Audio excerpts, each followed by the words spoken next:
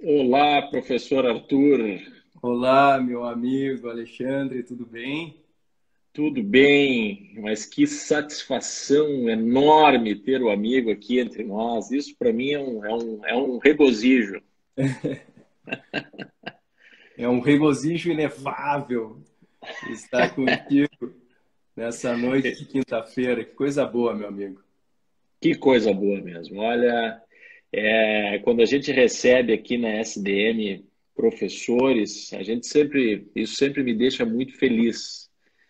Mas quando a gente recebe um professor de renome, um professor da tua envergadura, e que ainda por cima é um grande amigo, isso realmente dobra a minha satisfação como diretor da escola, isso me deixa assim extremamente feliz, envaidecido e, sobretudo, grato pela aceitação pronta do teu convite, por estar aqui conosco, compartilhando do conhecimento que tu tens e que é reconhecido por todos, Arthur. Muito obrigado, Alexandre. Eu que fico honrado e extremamente grato, feliz de poder estar participando nesse evento da escola. Recentemente eu tive a oportunidade de contribuir numa obra organizada pelo Rafael Ramos. Fiquei bastante contente também de ter podido contribuir. Escrevi um ensaio sobre a vida e obra do professor Carlos Alberto Alvaro de Oliveira, que foi nosso professor, nosso mestre.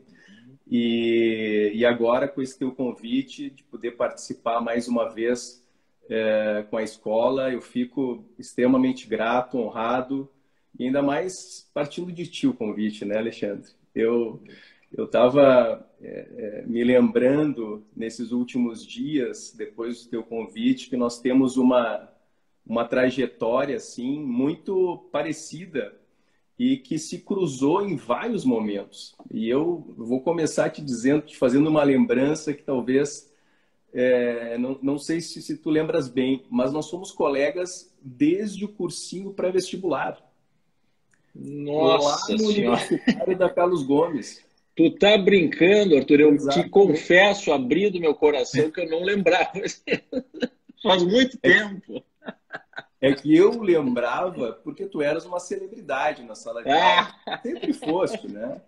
tá bem. Mas Vou acreditar, vou acreditar. e aí, posteriormente, nossos caminhos se cruzaram novamente aí no pós-graduação, né? Uhum. Na docência, né? Eu assim que se tornou pública aí a nossa conversa, eu recebi várias mensagens de alunos da Fevale, né? Uhum. E para quem não sabe, essa nossa saudação recíproca, né? Do regozijo inefável, né? Vem de lá. Vem justamente lá da Fevale, quando a gente se É, encontrava na sala dos professores, depois das aulas. é.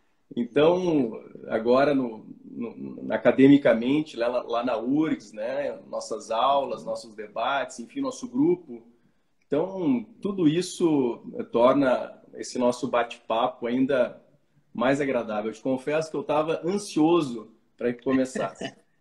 Olha, a ansiedade era toda minha, Arthur, e realmente é incrível como a gente, né, teve uma história aí muito parecida, uma história em conjunto. Do cursinho, eu te confesso que eu não lembrava mesmo. Mas lá do Universitário da Carlos Gomes eu lembro bem, mas eu não lembrava da gente ter cruzado por lá. Agora, lembro muito bem, eu comecei a lecionar em 2003, agosto de 2003, que foi quando eu ingressei no mestrado, sob orientação do professor Carlos Alberto, lá na URGS. E lembro bem, comecei na Fevale e lembro da tua presença, a gente se encontrando lá na sala dos professores, o Arthur sempre sendo um professor muito elogiado, então lembro demais disso.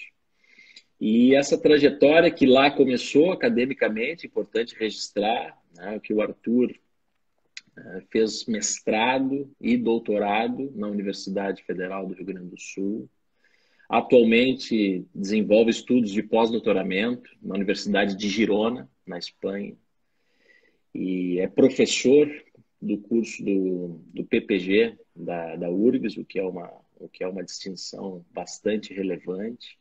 abrilhanta o programa de pós-graduação Lato Sensu da Universidade Federal do Rio Grande do Sul, além de participar de outros tantos eventos na área de direito processual, diversas obras publicadas. Eu lembro do teu primeiro livro, que está aqui do meu lado, O Ônus Dinâmico da Prova. Eu tenho um dos meus alunos que ele deve estar assistindo, o Gustavo, que é meu colega, e eu lembro bem disso. O Gustavo estava desenvolvendo um trabalho de TCC sobre ônus da prova, ônus dinâmico da prova, e eu lembro, eu disse para ele, Gustavo, olha, tua referência tem que ser a obra do professor Arthur, salvo engano, a primeira edição de 2010, Arthur? Isso. De 2010.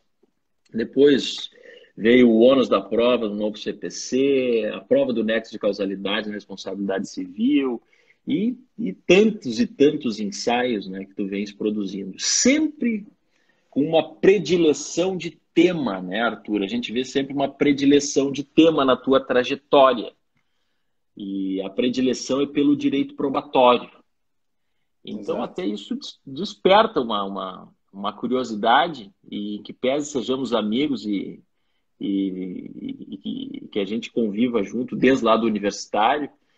Eu te confesso que essa pergunta eu não te fiz, não lembro de ter feito essa pergunta ao longo desse trajeto, ao longo dessa trajetória, e te faço essa pergunta agora, para que fique registrado na nossa live, para quem está nos assistindo ao vivo possa ouvir.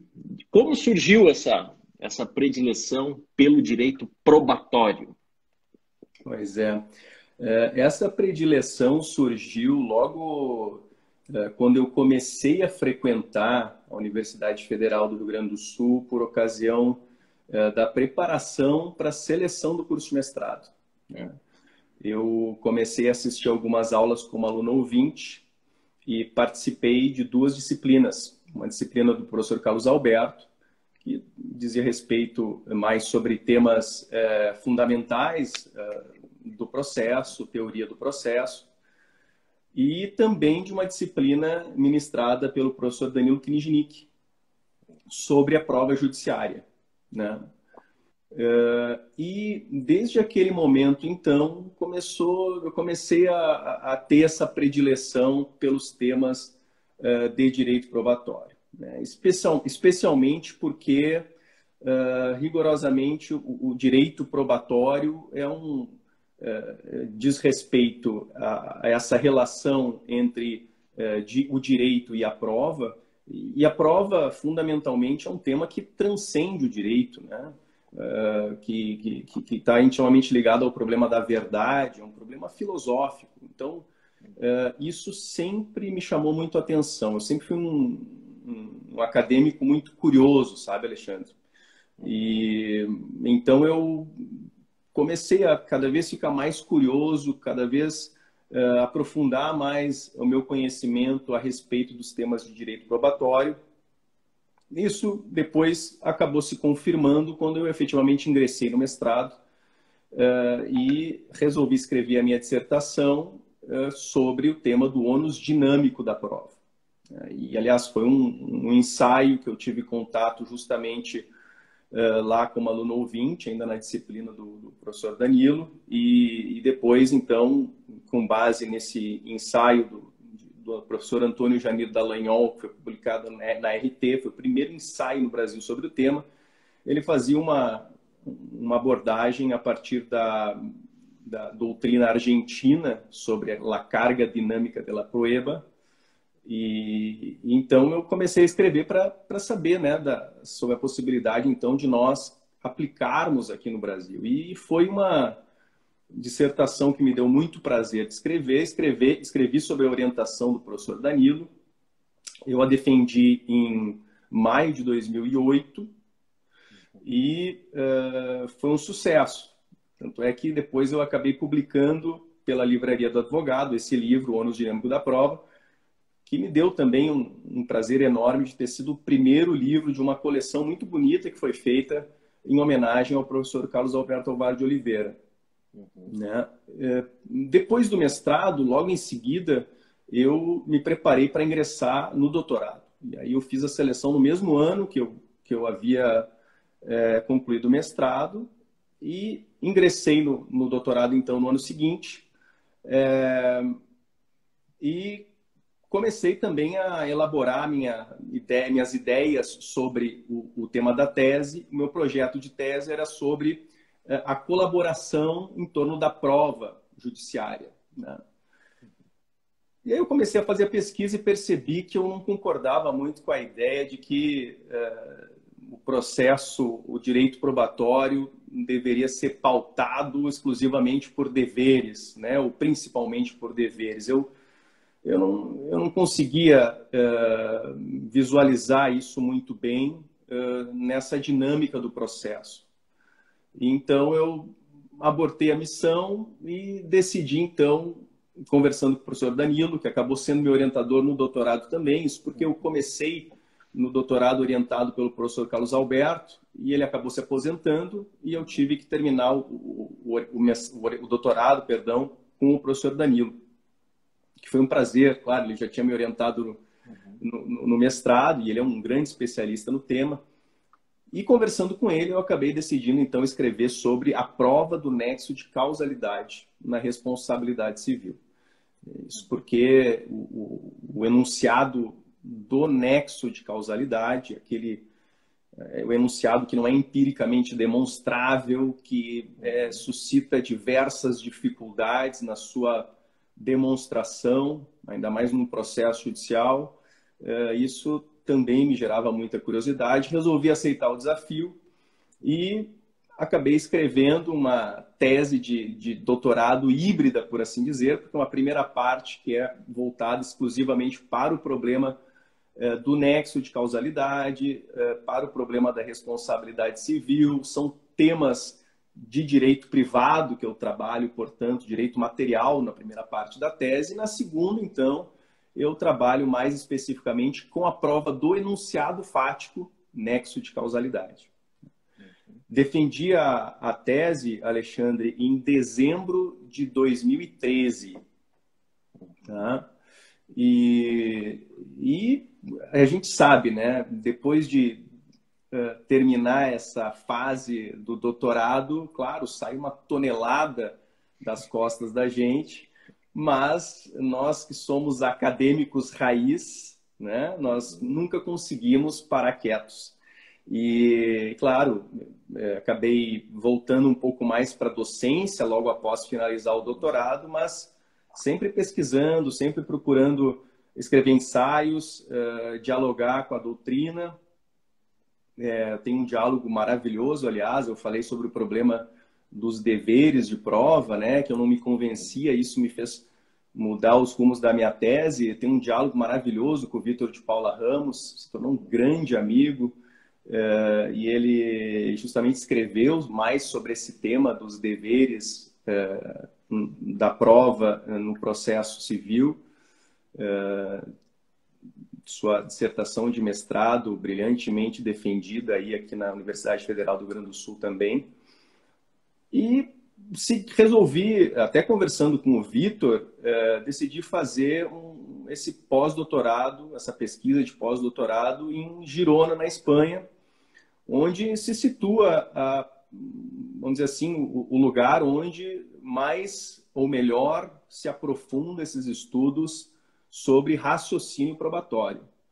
Então, o Vitor foi orientado pelo Jordi Ferrer Beltrán na sua tese de doutorado, lá em Girona.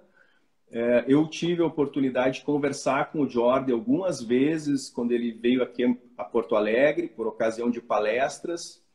E então, me senti à vontade para conversar com ele e resolvi me mandar para Girona. E passei no início desse ano, antes do estouro da pandemia. Aliás, quando eu estava voltando, estava começando a estourar a pandemia lá na Espanha. Passei um mês em fevereiro me dedicando ao estudo do raciocínio probatório, mas aí um tema também ligado à prova, obviamente, dessas relações entre direito e raciocínio probatório e epistemologia jurídica, que é o tema da admissibilidade da prova e eficiência processual. Ou seja, de que a admissibilidade da prova, essa resolução dessa questão da admissibilidade da prova no processo pode funcionar em proveito da eficiência do processo. E é o que eu estou escrevendo hoje. Eu, todos os dias, me dedico pelo menos 1 hora nessa tese. Já estou começando a me encaminhar para o final, para que eu possa oportunamente apresentá-la em Girona e contribuir aí, porque essa é a principal finalidade. Acho que o principal prazer da gente, né, é ir de alguma maneira para a idade melhor. E eu vejo nisso a maior recompensa daqueles que se dedicam seriamente à academia, né? Poder melhorar a vida das pessoas no nosso âmbito aqui particular do processo civil, né? Que é muita coisa, porque o processo civil é a realização dos direitos das pessoas, é muita coisa. Muitas vezes alguma coisa que tu escreve pode se transformar numa sacada para melhorar a vida de muita gente. E é essa a razão que me motiva, na verdade.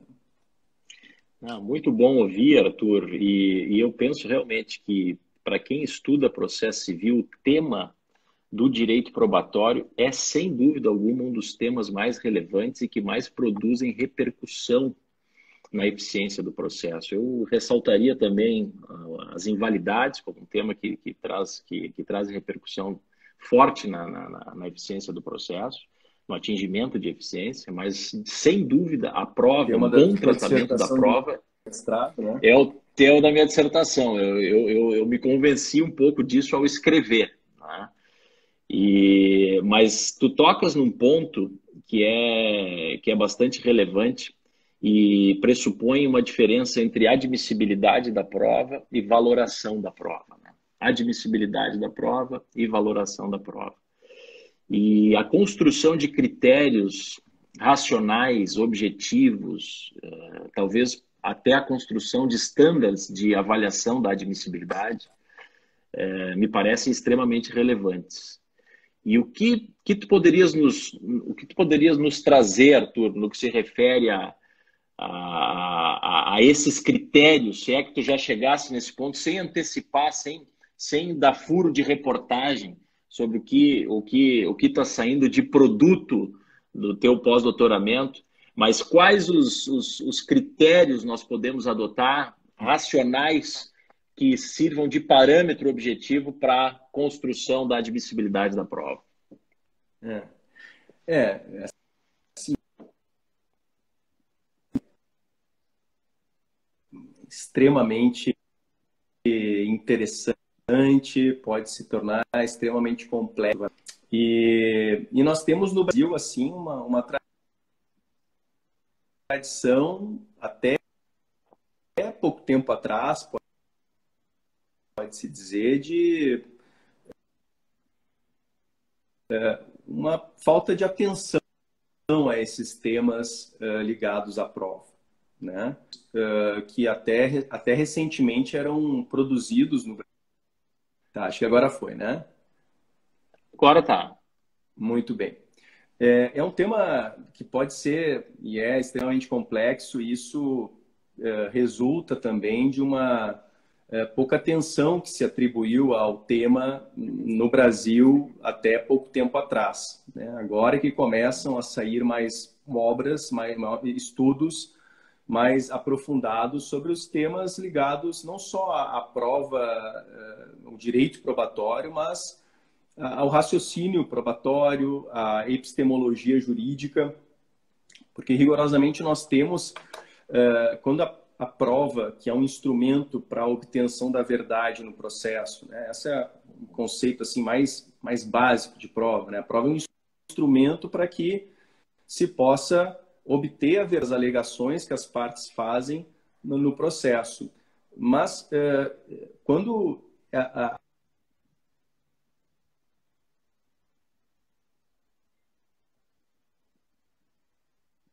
um objetivo a ser buscado no processo, né? Existem outro processo se busca alcançar, né? Fundamentalmente promover a realização dos direitos num tempo adequado, né, mediante uma interpretação e aplicação do direito em bases seguras, racionais seguras. Quer dizer, nós temos outras finalidades a serem buscadas no processo que não tão somente a verdade. Nós temos, por exemplo, a impossibilidade, num processo judicial, de servir de um instrumento para a violação de outros direitos, né? Então, que aí nós vamos chegar no problema da prova ilícita, né? Quer dizer, a verdade do processo, ela sofre alguns contingenciamentos que devem decorrer na medida em que finalidades também são buscadas no processo. E as finalidades, elas se entrecruzam e aí a verdade, a busca da verdade sofre alguns determinismos, né? Então, quando nós falamos de admissibilidade de prova, nós estamos falando daquelas provas que têm, diante daquele processo singularmente considerado, aptidão para corroborar, para demonstrar aquelas alegações que são feitas pelas partes. Assim que, quando nós falamos em admissibilidade da prova, nós temos em mente que, embora na medida, assim, de modo geral, toda prova pode ser admissível, nós temos que considerar alguns limites, né? E esses limites estão ligados à pertinência da prova ao objeto do processo, aquilo que está se discutindo no processo, ou seja, ao objeto, ao pedido, à causa de pedir.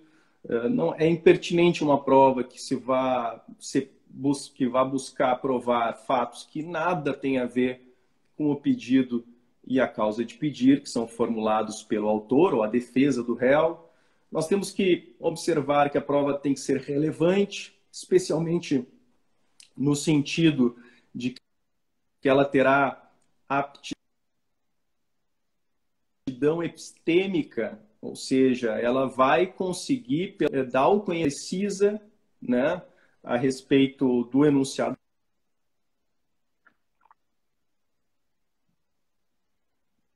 Outras condicionantes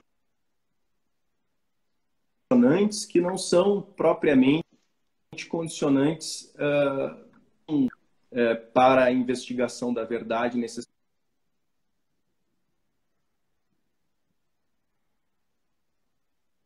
É inviável de ser produzida no processo, ser admitida no processo, porque é aquela prova produzida mediante a violação de outros direitos, né?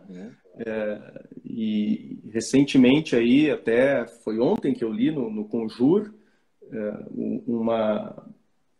uma inadmissibilidade da prova pelo fato de que o camarada foi convidado a uma delegacia para ser submetido a uma entrevista e a partir dessa entrevista, que na verdade era um interrogatório, ele não foi informado, obviamente, do seu direito de não autoincriminação. E aí, a partir dessa entrevista que foi feita, ele acabou sendo condenado. A questão chegou lá no Superior Tribunal de Justiça e se reconheceu essa prova como uma prova ilícita porque não foi observado ou informado a ele que ele tinha o direito de não se autoincriminar, que podia chamar um advogado. E aí se verificou que essa prova, então, violava direitos daquele sujeito e, por conta disso, a prova foi inadmitida e, via de consequência, uma vez ela não pode servir para justificar uma eventual condenação, né? Ela tem que ser sacada do contexto probatório. E ainda eu estou elaborando a proposta de um quarto critério, Alexandre, que seria o critério justamente da eficiência.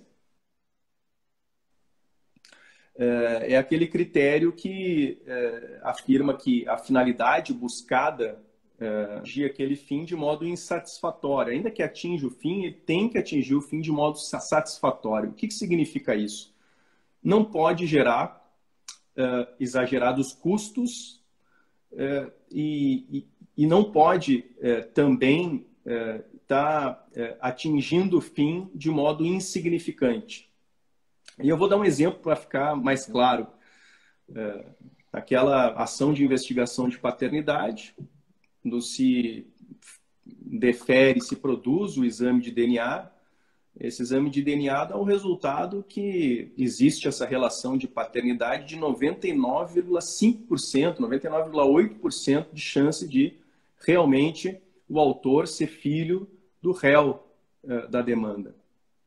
Aí o juiz resolve, então, depois de produzir essa prova e ter acesso a esse resultado, ele resolve determinar a oitiva de testemunhas para confirmar que realmente existe a relação de paternidade. Vê bem, Alexandre, ainda que essa prova testemunhal possa contribuir para a formação da decisão com relação aos fatos, para esclarecer os fatos, a sua contribuição é insignificante. Né? Porque a prova científica já é capaz de nos dar a conclusão que se busca. Né? Ainda que possa a prova testemunhal contribuir, a contribuição é muito pequena. Um outro exemplo é aquela demanda na qual se busca um determinado, uma determinada quantia, um ressarcimento de determinada quantia, se postula a prova pericial para investigar, né, se efetivamente o dano ocorreu, e essa prova pericial custa mais caro do que propriamente o valor que está sendo buscado em juízo. Então, se questionar se efetivamente deve ser produzida à luz da eficiência. Por isso que também deve ser estimado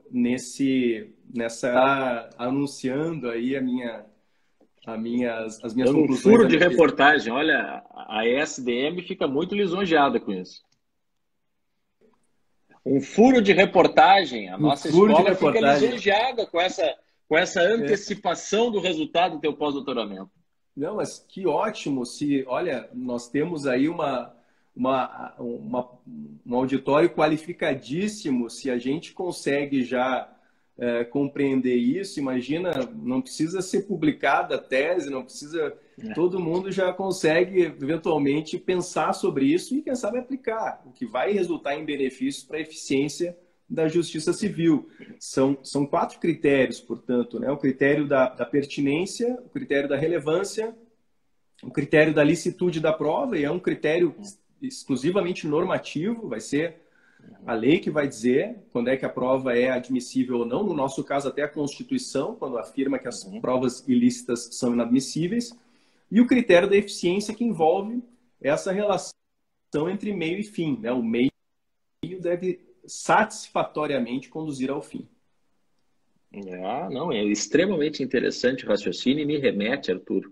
Te confesso, quando tu fala sobre isso, eu penso na relação realmente que existe entre a prova e a busca da verdade, que é aquilo que tu iniciaste comentando, né? Lembro de ter lido, e esse livro eu li quando da seleção para o doutorado, Uma Simples Verdade, do professor Michele Tarufo. E lá o professor Michele Tarufo desenvolve essa ideia de verdade, desenvolve a ideia de verdade.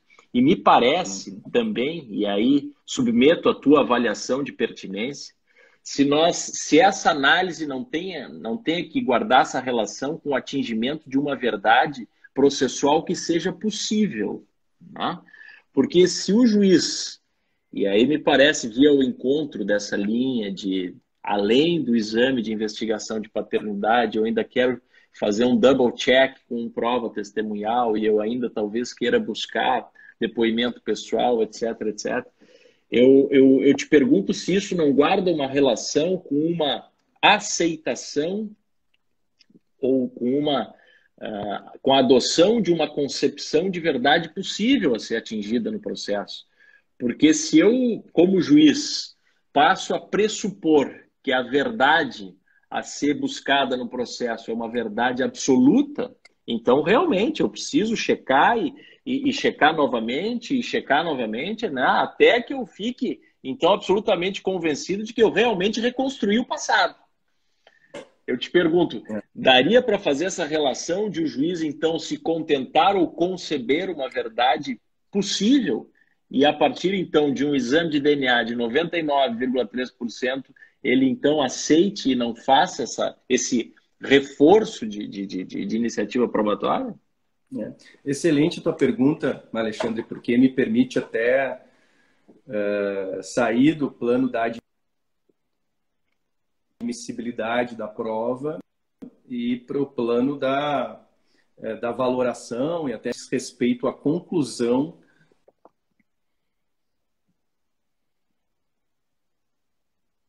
de que as alegações são verdadeiras ou não se pode chegar a essa conclusão. De fato, a verdade absoluta é algo impossível de ser atingido. Tá? E então, para essa impossibilidade maior que eu vejo,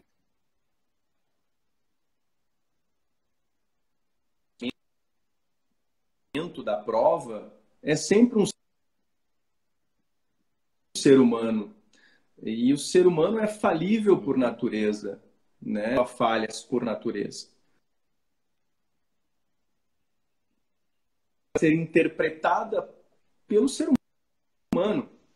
E achei engraçado esses dias foi ontem eu recebi uma foto de uma matéria ou uma crônica, enfim, uma opinião do jornalista Alexandre Garcia. E o título da opinião dele era o seguinte: nós precisamos de uma Constituição que independa de interpretação. Bom, isso aí me parece, eu realmente não li essa reportagem, mas se isso é possível, me apresente, né? Está solucionado o problema. Né? Me apresente algum texto, eu diria, Arthur, não apenas a Constituição, me apresente algum texto que prescinda de interpretação para ganhar sentido. Né? Como é que a gente não tinha pensado nisso, né? Pois estavam resolvidos os problemas, está aí a panaceia. Claro, a interpretação é natural.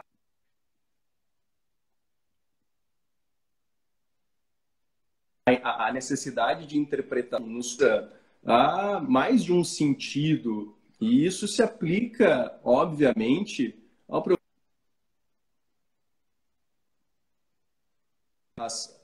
O ser humano vai ter de interpretar as provas, e a interpretação que se faz a respeito das provas é natural que existam divergências, né? O Alexandre pode outorgar um sentido diferente daquele que outorga o Arthur aquela prova ou aquele conjunto probatório. Então, a verdade absoluta, aquela que não seja suscetível a essas diferenças e que possa representar com absoluta fidedignidade uma relação entre o enunciado fático e aquilo que efetivamente aconteceu na realidade da vida das pessoas, fazer essa correspondência, é algo praticamente impossível. Mesmo o exame de DNA aí que a gente acabou de falar, as conclusões são sempre no sentido de 99,8%. Quer dizer, mesmo nessas provas científicas, não há falar na verdade absoluta. Né? E o que o professor Tarufo, que é, na minha opinião, o maior jurista que trata sobre os temas ligados à epistemologia jurídica e à prova judiciária no mundo, ele diz exatamente essa história de verdade absoluta não existe e que aqueles que falam dessa verdade absoluta, na verdade, são verbifóricos, ou seja, eles têm é impossível se encontrar a verdade colocando uma verdade absoluta como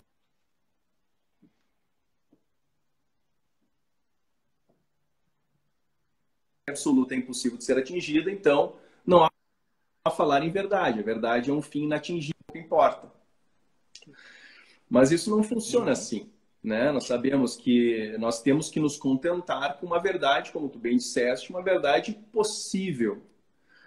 E a verdade possível é aquela que é uma verdade consciente das limitações que o próprio homem e os seus sentidos têm de aferir a verdade, né? De fazer com que de obter a verdade.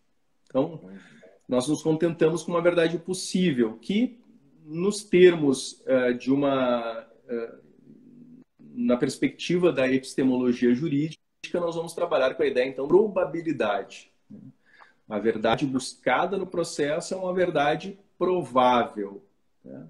No sentido de que seja, não só de que seja possível de ser provada, esse termo provável, no sentido de possibilidade de ser provada, mas também no sentido de probabilidade. A verdade provável é aquela que se situa no âmbito de uma probabilidade, e é com essa verdade que nós trabalhamos no processo judicial. Aí, muito bem, o juiz tem que,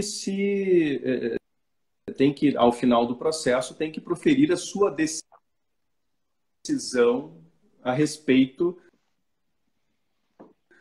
dos enunciados fáticos. E é fundamental que seja uma decisão orientada da verdade, né? Dessa verdade provável, porque chega a ser intuitivo, não precisa nem estudar direito, mas um processo que culmine com uma decisão equivocada a respeito dos fatos é um processo que não é justo, é um processo que não resulta numa decisão justa.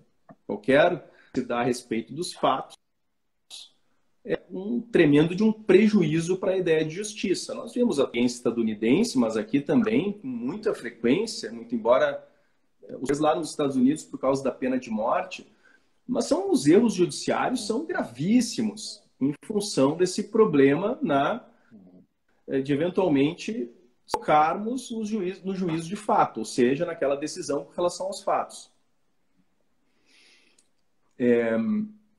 Então, nós temos que nos contentar com a ideia de probabilidade e, dependendo do processo, ou melhor, do direito que é objeto de exame no processo, nós vamos ter diferentes graus de probabilidade que o juiz vai alcançar para que ele possa, então, dizer, olha, reconheço que esses enunciados fáticos aqui são verdadeiros. Ou, o contexto probatório não possibilitou que se chegasse à conclusão que esses enunciados fáticos sejam verdadeiros. E essa diferença se dá em função, como eu falei, do direito, das peculiaridades do direito que é objeto do processo considerado. Então, nós temos, por exemplo, no processo civil, o direito civil que está sendo objeto de exame. São direitos, às vezes, meramente patrimoniais. Aí, o modelo ou seja, o critério de suficiência da prova, que pauta esses processos, que permite ao juiz definir determinado enunciado fático como verdade. O que significa isso? Significa que se nós temos duas versões a respeito de um mesmo fato, uma que diz que o fato aconteceu B e o fato não aconteceu, o fato aconteceu da forma A, e o outro que diz que não aconteceu da forma A, nós temos que, a partir do contexto probatório, chegar a uma conclusão de qual é a versão mais provável dentre essas duas. Por isso, probabilidade prevalente.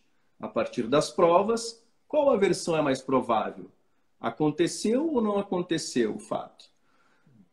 Se a probabilidade é em função do autor, nós temos, então, a conclusão de que fática é verdadeiro, que possivelmente conduzirá o autor ao sucesso da sua demanda. Claro que nós temos um outro fator aí que envolve a interpretação e aplicação do direito, né? Mas é um bom caminho andado. Existe um outro modelo de constatação, na outra extremidade, por assim dizer, que é o que está vinculado às demandas penais. E aí nós não estamos mais tratando de direitos patrimoniais, nós estamos tratando dos direitos vinculados à liberdade do sujeito, do acusado. Então, naturalmente, aí nós não podemos nos contentar com o mesmo critério de suficiência de prova que não meramente patrimoniais, lá no processo civil. Nós temos que aumentar o critério de suficiência de prova para evitar que o acusado seja condenado com base em algumas dúvidas razoáveis, né? Então, o critério, o modelo de constatação, é assim que se chama, o estándar probatório, é o nome que se dá a esse critério, lá no processo penal, é o critério da prova acima da dúvida razoável. Então, sempre que o contexto probatório fornecer ao juiz uma prova, elementos de convicção acima de qualquer dúvida razoável, o juiz vai condená-la no penal. Agora, se há uma dúvida razoável de que o acusado não cometeu o crime, aí ele tem que ser absolvido, né? Veja que esse estándar ele está vinculado ao princípio da presunção da inocência que está lá na nossa Constituição. Esse é o fundamento, tem um fundamento constitucional aí. E nós temos no meio do caminho, entre esses dois, um estándar intermediário que se aplica justamente às ações civis fortes, chamadas assim, porque, embora não sejam mais, são ações civis que têm uma carga penal, né? Embora não seja uma carga relevante penal, existe uma carga razoável, relevante penal. Não é o que prepondera, mas é relevante.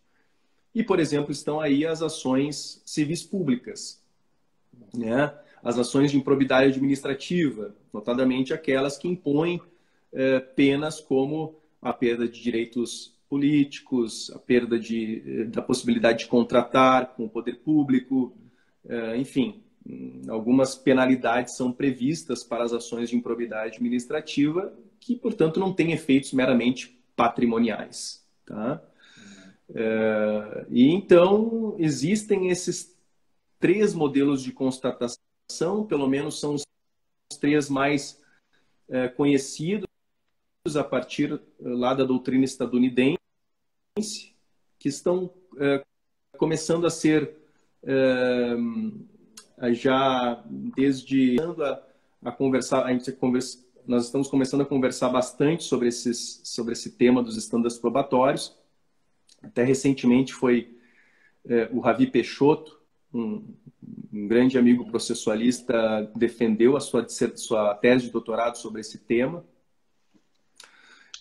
Então, é um tema que começa a ser melhor tratado aqui no Brasil e é excelente, porque esse momento da valoração da prova, da decisão quanto à suficiência do contexto probatório para efeitos de formação da decisão contra os fatos, é um aspecto que carece de critérios objetivos para que os julgadores possam se valer, né? E a teoria dos estándares probatórios vem justamente no sentido de aos juízes e que militam no dia a dia pessoa para pessoa, que variam de pessoa para pessoa, mas critérios objetivos, que são, portanto, intersubjetivamente partilháveis e com isso se possa melhor controlar a decisão do juiz a respeito dos fatos, né? Quer dizer, tirando da cabeça aquela ideia de que a decisão, a valoração da prova é algo que o juiz faz o que quer fazer, que fica tudo naquela black box da cabeça do juiz, porque acaba sendo, pensando dessa forma, acaba sendo isso campo para muitas arbitrariedades, e é isso justamente que a gente visa evitar no nosso processo, a partir de uma ideia de processo justo. Exatamente. Eu lembro, Arthur, da dificuldade de revelar a adoção de que standard está sendo adotado, né? Ou seja, isso se dá por meio de controle de motivação, me parece. Isso me remete a uma palestra que eu assisti há muitos Exatamente. anos, proferida aqui na URGS pelo professor José Roberto dos Santos Bedac. E ele abordou a temática que na época fazia muito sentido na doutrina, que era: se exige uma probabilidade maior para deferir uma antecipação de tutela e uma probabilidade menor para se deferir uma cautelar, isso é verdade ou não? Porque a redação do antigo 273 dizia, né? Verossimilhança das alegações e prova inequívoca. Nas cautelares se trabalhava apenas com a ideia de fumus boni iuris. E o professor Bedac aqui na URGS disse o seguinte: pois é, mas será que há como se fazer esse escalonamento no cérebro do juiz, de modo a dizer que, para deferir uma antecipação de tutela, se exige um fumão, e para se deferir uma cautelar, se exige um fuminho? Será que é possível fazer essa distinção? E eu lembro disso, fazia tempo que a minha memória não me levava a essa palestra do professor Bedac. E aí eu pergunto, como controlar? Na verdade é essa, porque o que ele quis dizer na palestra, né, me parece ter sido isso. Quer dizer, o juiz verifica o que há nos autos e para ele aquilo soa provável ou não. Quer dizer, não, agora eu vou ajustar o meu cérebro para exigir uma probabilidade maior. Não, agora eu vou ajustar o meu cérebro para exigir uma probabilidade menor. Ou seja, como o trabalho me parece, confesso que estou pensando nisso agora ao conversar contigo. O controle do standard, ele se dá na motivação, me parece. Tem que ser na motivação, né? O que te parece?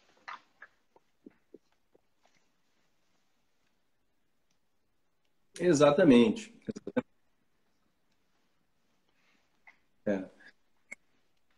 O controle, né, esse é mais um dos aspectos que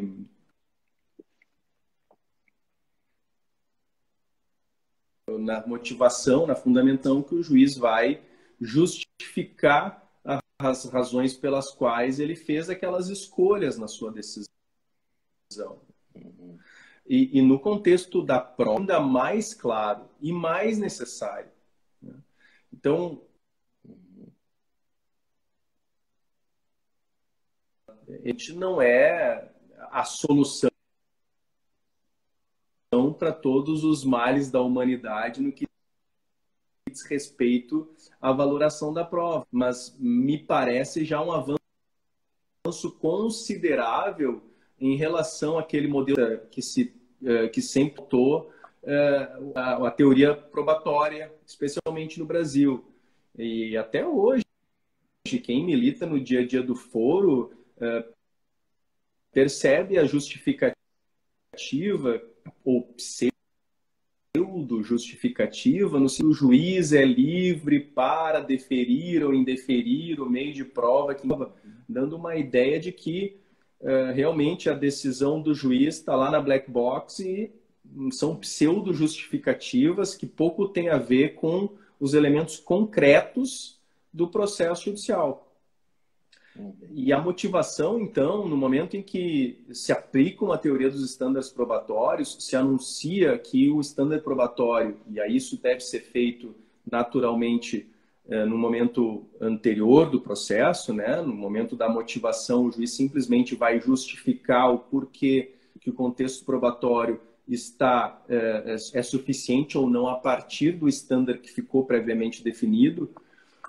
Mas é fundamental que o juiz, na motivação, justifique a razão pela qual ele entendeu que o contexto probatório é suficiente ou insuficiente. E aí nós vamos também lidar com a necessidade, e aí isso aqui daria motivo Pois assim, para a é, gente seguir conversando e muito eu mais. indelicadamente, para não acontecer conosco o que aconteceu na conversa com meu amigo Marco Jobim, eu vou ter que lhe dizer, olha, eu estou olhando ali de 52 minutos, a nossa live corta em 55, professor Arthur. É uma aula que nós poderíamos ficar aqui até, eu acho que a meia-noite.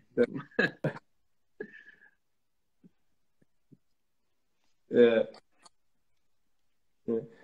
mas não, excelente, realmente tu tens razão, é na motivação que vai acontecer. Os critérios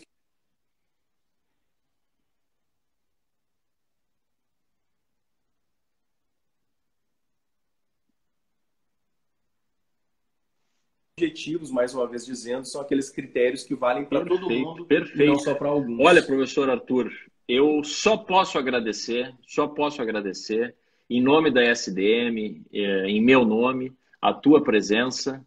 Foi uma aula espetacular, foi uma aula brilhante, foi uma aula que ela apresentou duas características fundamentais. Ela teve conteúdo profundo e didática. Então, isso eu acho que é o máximo que um professor pode atingir.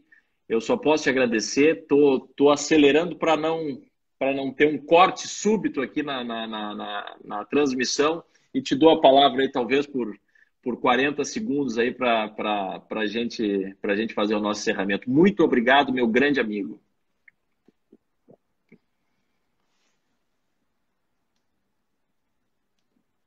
Tá sem som, Arthur, tá sem som. Tá sem som.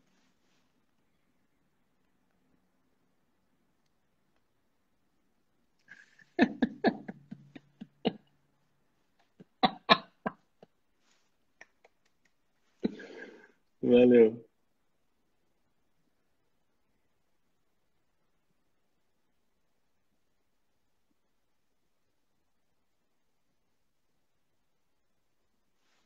Ok. Obrigado. Tchau, tchau.